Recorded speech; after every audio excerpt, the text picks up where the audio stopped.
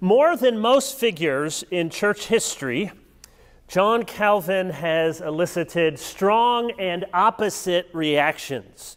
Here's one of Calvin's admirers.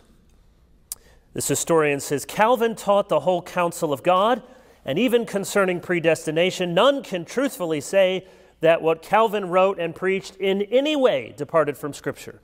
What Scripture taught, Calvin believed, and what Calvin believed, he proclaimed to all who would listen to him, and from his own day to ours, men of discernment, you want to be of discernment, have regarded him as perhaps the greatest of all Christian teachers since the time of the apostles. So that would be on the admiring side, the greatest teacher since the apostles. Here's another view.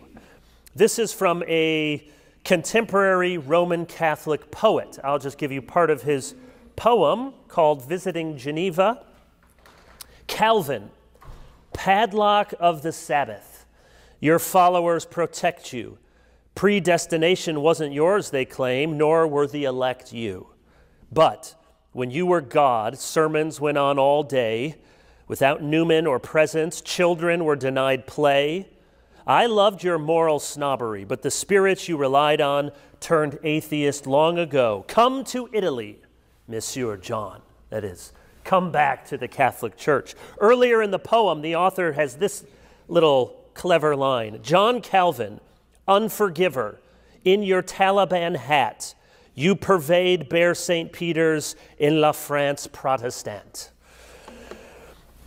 Now, it's no surprise that I am more toward the perspective of the first quote than the second quote. But to claim John Calvin as a hero or as a formative influence, as he certainly would be for everyone in the Presbyterian tradition, does not mean we cannot be honest about his faults. He undoubtedly had a brilliant intellect. He was a godly man, a good pastor, a humble student of Scripture. He was a brilliant organizer, and he could also be impatient, critical, prone to anger, and he was a man of his own age with many of those blind spots.